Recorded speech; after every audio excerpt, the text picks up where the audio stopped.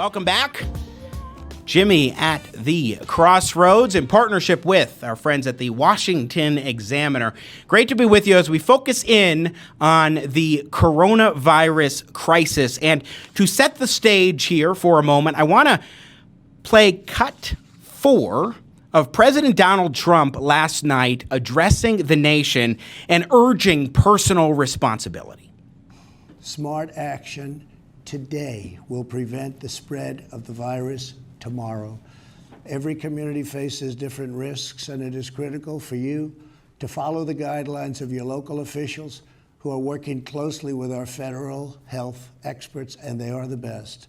For all Americans, it is essential that everyone take extra precautions and practice good hygiene.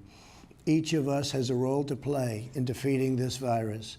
Wash your hands, clean often used surfaces, cover your face and mouth if you sneeze or cough. And most of all, if you are sick or not feeling well, stay home. That's President Trump last night addressing the nation on coronavirus. I am so pleased in the midst of this crisis situation to welcome to Jimmy at the Crossroads, a good friend of my radio programs, good friend of mine, Roshini Rajkumar, who is a strategic communication and crisis coach to C-suite executives. She hosts Real Talk with Roshini on WCCO radio in Minnesota and the Real Leaders with Roshini podcast, which can be found on your favorite podcast app. Roshini is also a licensed attorney and former TV reporter called upon by media across the U.S., including yours truly, for commentary about leadership, crisis management, political strategy, and PR blunders in sports, entertainment, and politics. Her book, Communicate That, is in its 3rd edition and has been read by thousands of people in the U.S., Canada, and Asia. Her website is ownyourwow.com. Let's bring on Roshini Rajkumar here too. Jimmy at the Crossroads. Roshini, are you there? I am here, Jimmy, and I want to congratulate you on your new show. Hey, thank you so much. I appreciate it. I'm so glad to have you here. And I'm especially excited because of your experience in crisis management, helping coach crisis communication in particular. And unfortunately, we're not able to get your video up here, but we do have a little image there. So anyway, welcome to the program. It's good to have you on Jimmy at the Crossroads. Yes, absolutely. We're still figuring out some of the kinks, as you know. So let me just ask you, first of all, what your top line view is on the coronavirus situation we're facing today. Well, you showed that clip of President Donald Trump, and, you know, I know there was some negative feedback about his address last night on Twitter, but I looked at it and really felt that it was one of his better, if not one of his best speeches he's given since he became president. Now, I don't know that it was a perfect speech. I don't know that I'd give it a 10, but for someone like him to really have stayed on script, stayed on what appeared to be prompter, a very serious message, at least in my lifetime and definitely your lifetime, we've never heard a president have to address the nation in this kind of way, talking about personal hygiene, those kinds of things. So this is really unprecedented. And I do think he gave it the respect that it deserved. And for those that kind of complain that it's a little too late in the game, no, I mean, this is an hourly moving crisis, not even daily. It's moving hourly. When we're looking at, talk about crossroads, the intersection of healthcare, the markets, travel, university life, hospital life, older people, and those retirement homes. I mean, it's really the crossroads and the intersection of so many things. And his tone last night, even if it wasn't a 10 on a scale of 1 to 10, I would give him at least an 8 or a 9 for being presidential and having a tone and taking it seriously. To underscore the division, though, that we have in our country right now, I'll probably cut off the clip midway because it's a longer one, but I want to go to Don Lemon last night on CNN, Roshini, because in cut 7 here, Don Lemon got into an argument with John Kasich over what I thought was pretty nitpicky, and he wasn't even willing to give the president any credit for tone, which is what John Kasich was particularly emphasizing. So let's take a look at this. And this has been going on long enough for them to get it straight. We need straight accurate information from this president and this administration, and we're not getting it. And I don't understand why you are tiptoeing around it. He came out, gave an address that usually that happens very rarely, and he doesn't get it right. I'm going to tell you, first of all, he read it. And somebody that wrote this, look, I don't want to get into that. All right, so there you go. That was just a little taste of the argument. I don't know why we can't at least give some credit where it's due for the tone and then say, here are some of the areas where he could improve upon. Don Lemon didn't seem like he wanted to give the president any slack, Roshini Rajkumar. No, I mean, he really didn't. And we need to think of this as moving forward and not get caught up in partisanship and some of the battles of yesteryear. I mean, look, yesterday, last week for that matter, let's remember, I mean, this is such a changing situation that the two remaining main candidates for the Democratic nomination have canceled major public events. They're rerouting and rerunning how they move forward. It will be interesting to see what happens at Sunday night's debate. I mean, everyone is changing their actions. I mean, just today, I'm working on a trip that I was really excited to go on next week to Florida. It looks like it's not going to happen. So you can't be stuck in the past as to how the president first reacted. And, you know, that term hoax that you and I talked about a couple weeks ago, we need to get over it. We need to move forward. Lives are at stake. And now let's judge President Trump and his administration on how they take forward what he just announced last night. Yeah, I think that's such an important point. I mean, look, we can go over ad nauseum the first few weeks of this situation and how the president has handled it. And I definitely think that there are some blunders in the way in which he went about trying to overstate the, oh, things are looking pretty good, don't worry about it kind of case. While at the same time, on the other side of the aisle, we've seen quite the opposite, where I think it's been much more hysterical, much more, let's just blame President Trump. He's responsible for this crisis that is brewing, and everybody should be very deeply concerned about this. And yeah, you should take it seriously, but I just have been struck by some of the Democrats who have been nothing but negative on this and trying to derail the president more than actually providing accurate information. And I think that's really, it's a pox on both houses, Roshini Rajkumar. It is. I mean, a lot of this last cycle has been a pox on both houses, right? What I'd like to see from all lawmakers, regardless of party, is what are you going to say? What are you going to do for not the thousands, but the millions of college students right now? The senior class, they can't have an appropriate end last semester or quarter of their senior year, right? The kids that were studying abroad, trying to learn different cultures, trying to be more accepting of other nations, have to abruptly come home. I want to see the members of Congress come up with some game plans for all these young people who are now back, in some cases, in their parents' home, living in their rooms or their basement, having to do their classes online. I mean, that could really set up a tone for a lot of family-wide depression. So I want to see the Congress come up with a plan for some of the actions that different institutions are taking. There is no time to sit and bicker, whether you're the president and criticizing Dems or you're the Democrats and criticizing the press. Let's come up with a plan. Let's give some guidance to the banks. Let's give some support to families and young people that are trying to create their futures. I mean, I have no patience, Jimmy, as you can tell from the tone of my voice, with this bickering and the partisanship.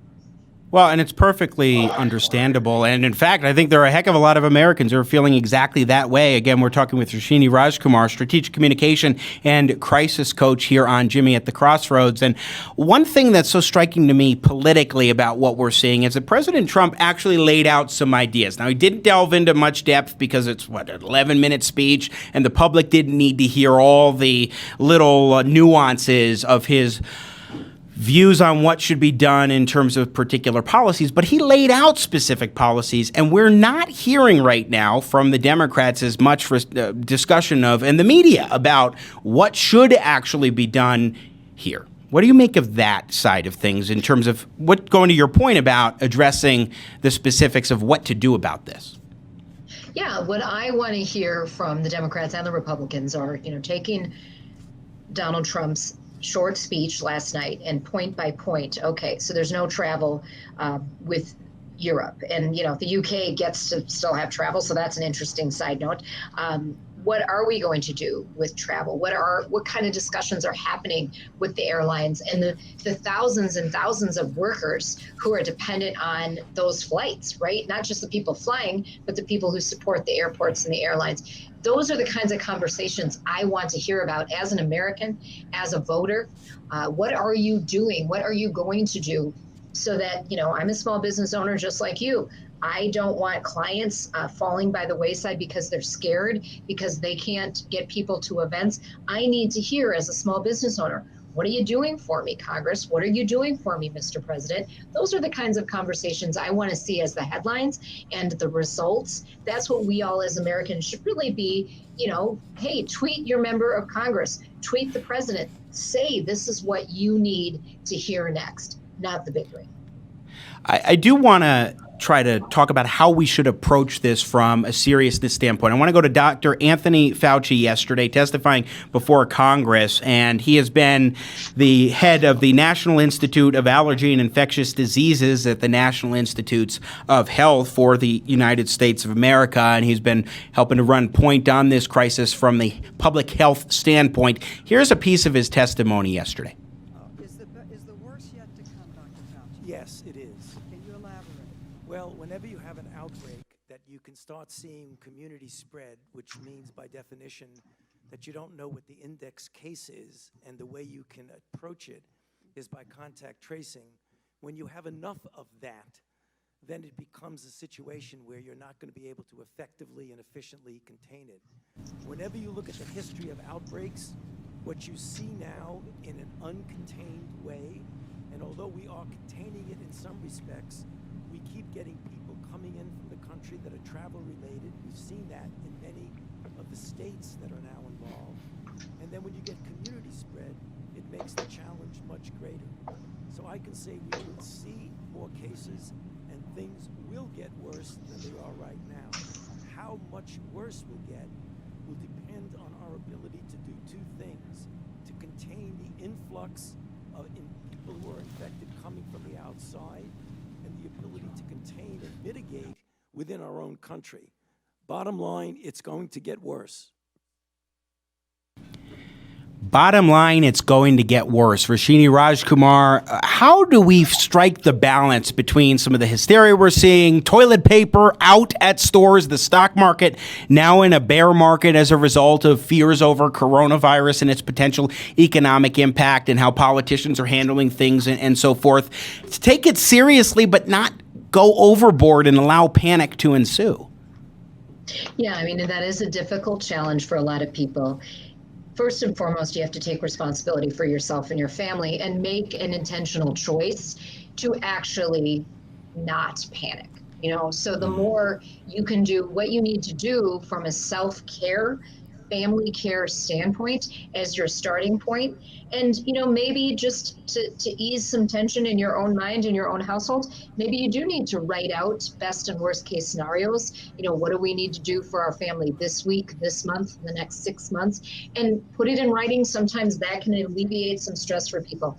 But we also need to make sure the sources we go to are credible sources. So Dr. Fauci has been widely quoted. You just quoted him. Last night, we heard a lot of his name coming up from other doctors and other commentators. And so he is ringing that message of alarm. I think we need to take that seriously. We have no reason to doubt him.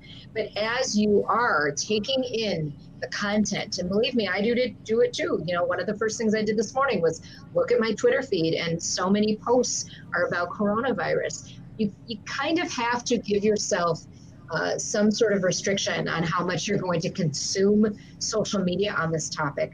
Really first come up with your own plan. I wrote a 4-action area article, which is on my LinkedIn at Roshini Rajkumar. People are welcome to check it out. Kind of the different areas you can look at for businesses. You can take that same advice as a family and really first think about your own health, right? And then think about your jobs, think about your family, but also not let yourself go into the panic, because I think if too many of us panic, then the domino effect would be even worse than it needs to be, and that in reality it should be. Well, I think one point that you raised ties in with what President Trump was saying last night about personal responsibility, about making sure that you as an individual are washing your hands, are being cautious, making smart decisions. If you feel like maybe, just maybe, you may have this virus, go seek medical attention. And that was the most important part of the serious tone and message that the president was getting across, was telling the American public, you need to take your own initiative as well. We're doing what we can here in the government, but bottom line is it really comes down to you making your own decisions as well personally in order to help stop the spread of the virus, in addition to any of the economic policies to try to address that fallout that the president and Congress may put into place. Exactly. And Jimmy, I believe there are no coincidences. And it was you could not have scripted the dynamism and the nuances of the events that happened within like a 12-hour period. Finding out that Tom Hanks and his wife Rita Wilson are down in Australia. They both have coronavirus. He announces it on social media. Finding out at the end of the evening that the NBA has suspended games or suspended the season, and then taking that in with Donald Trump's speech, the president's speech, all of these things coming together, it helps us see this is a real thing. This is happening. But we don't have to be alarmed. Tom Hanks is saying we're waiting it out, we're self-quarantined, and these are the kinds of things we can look to. Some of those role models, if sports or actors are some of your role models, you could look to that and say, okay, the NBA is doing this. Maybe it means I shouldn't take that flight, whatever. You have to make the decision that works for you. But I am just going to be one of those people that will always say, try not to panic. Do what you need to do. Yeah. Keep on getting exercise, go out to dinner with your family, wash your hands, go back home, do things that still support you and add to your mental well-being. Well, and I can hear Tom Hanks in Toy Story saying it's the perfect time to panic, but we're not hearing that from Tom Hanks. He's saying be calm, cool, collected. We're self-quarantining. We're taking appropriate steps, so on and so forth. A final question for you, Roshini Rajkumar, before we let you go, and really appreciate your time today. A different topic. The presidential primary process on the Democratic side has just taken on a new life since the South Carolina primary victory of Joe Biden. Now it is Bernie Sanders going mano a mano against the leader, the front runner again, Joe Biden, this coming Sunday in the debate. As someone who really understands messaging and especially televised presence, what are you looking for in the debate Sunday? Yeah, this is a huge opportunity, huge, for both Senator Sanders and Senator Biden. I would like to see how both of them handle the coronavirus. Bernie Sanders, who is one for universal health care, he has this opportunity to not just make it a pipe dream or something that we all think can't be funded, but what is your game plan to actually restructure health care in our country in response to and even beyond coronavirus. So they have an opportunity, both of them, to be presidential, to give us a game plan for coronavirus, and to tell us why, in the case of Bernie Sanders, that he's still in this race. He's very much in this race. And for Biden, as we've talked about before, I question how much true support for Biden and what kind of platform Biden actually has. He has an opportunity to separate himself from the past and from President Obama, who he always brings up in conversation. You need to be your own guy this time, Senator Biden. That's what I'm looking for from him. We see Joe Biden there on the screen, and I'm just hoping that he actually, I'm not sure that I hope it one way or the other. I think he's going to get the nomination, but I don't know that he's going to be able to keep it together. That's the one thing. He's been having issues, memory lapses that, honestly, they really do seem serious to me, Roshini, not something that you can just brush aside in a presidential race. No, yes. And, even that night when he gave a speech wearing his purple jacket and his wife in lavender, I just see pain and tension across Dr. Jill Biden's face. I, would love to get an honest answer from her, whether she even thinks her husband should be running right now. But let's see what happens. We'll talk about it later. I just want to see both of these men give us a reason to make us believe they are presidential and they have something to say. Well put. Roshini Rajkumar, ownyourwow.com. Thanks for joining us, breaking these things down. Really appreciate your perspective, as always, and now here on Jimmy at the Crossroads. Thanks so much, Jimmy. All right, again, ownyourwow.com, and check out her book, Communicate That. We're going to take another break here. When we come back, we are expecting to be joined by none other than Phil Van Dorn, investing columnist and analyst at MarketWatch. You're watching Jimmy at the Crossroads. I'm your host, Jimmy Sengenberger, all ease all the time and making sense out of nonsense. Keep it right here.